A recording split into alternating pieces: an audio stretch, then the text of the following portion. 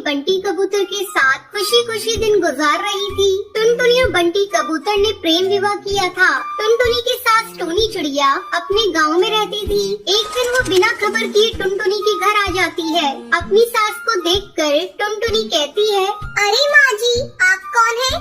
बहू, तूने मुझे पहचाना नहीं, मैं तेरी सास हूँ। आप तो बिना खबर के यहाँ आ गई। बहू, ये तुम कैसी बातें कर रही हो? अपने बेटे के घर आने के लिए मुझे खबर देनी होगी। लगता है मेरे आने से तू खुश नहीं है। अरे नहीं माँ जी, आपके आने से तो मैं बहुत खुश हूँ।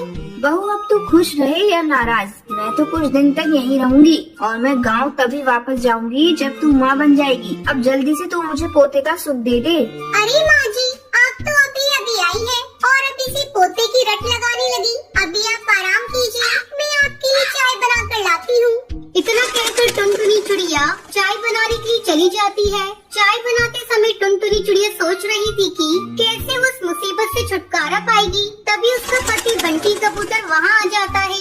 सुनो जी, अपनी माँ को गांव वापस भेज दो। अगर माँ जी कुछ दिनों के लिए यहाँ रुक गई तो मेरा जीना हराम कर देंगी। तुम्हें पता है, जब से आई है तब से पोते की रट लगा रही है। तो इसमें बुराई क्या है? अपनी शादी को हुए कई महीने गुजर गए हैं, आखिर तुम्हें माँ बनने में क्या हर्ज है? तुम कान खोलकर सुन लो जी, मैं अभी माँ बनकर अपना फिगर खराब करना नहीं चाहती। तो तुम भी कान खोल कर सुन लो, अगर तुम माँ नहीं बनोगी तो मैं तुम्हें छोड़कर दूसरी शादी कर लूंगा। मेरी माँ ही नहीं, अब मैं भी चाहता हूँ कि मेरा बच्चा हो।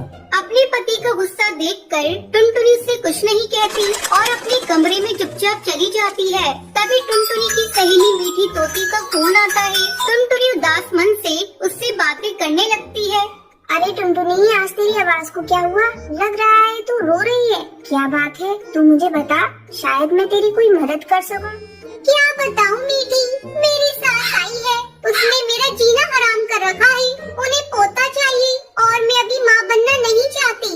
मैं क्या करूं, कुछ समझ में नहीं आ रहा है।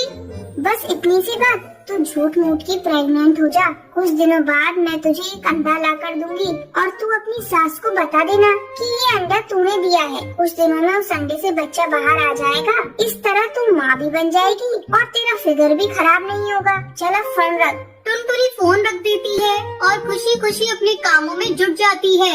इस तरह कुछ दिन गुजर जाते हैं। एक दिन टुनटुनी अपने पति बंटी कबूतर से कहती है, लगता है भगवान ने आपकी सुन ली, मैं प्रेग्नेंट हो गई। ये सुनकर बंटी कबूतर और उसकी सास दोनों खुश हो जाते हैं। एक सप्ताह बाद मीठी तोती टुनटुनी को एक अंडा ला कर देती है। टुनटुनी झट से उस अंडे को छुपा लेती है। फिर मीठी तोती वहाँ से चली जाती है। कुछ देर बाद टुनटुनी चिल्लाकर कहती है, माँ जी, ये देखिए, मैंने कितना सुंदर अंडा दिया है। बस अब कुछ ही दिनों में इससे बच्चा बाहर आ जाएगा और आपको दादी कहकर पुकारेगा।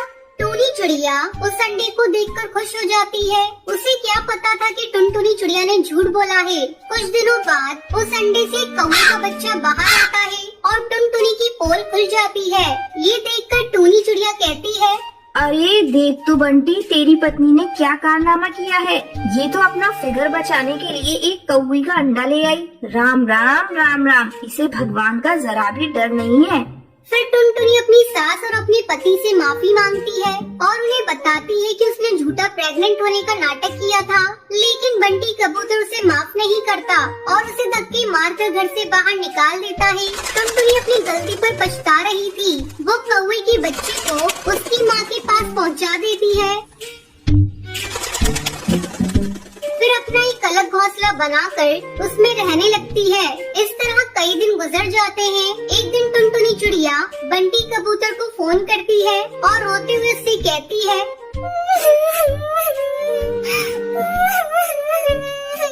बंटी जी, मैं आपसे बहुत प्यार करती हूँ। मैं वादा करती हूँ आपसे, अब मैं कभी भी ऐसी गलती दोबारा नहीं करूँगी।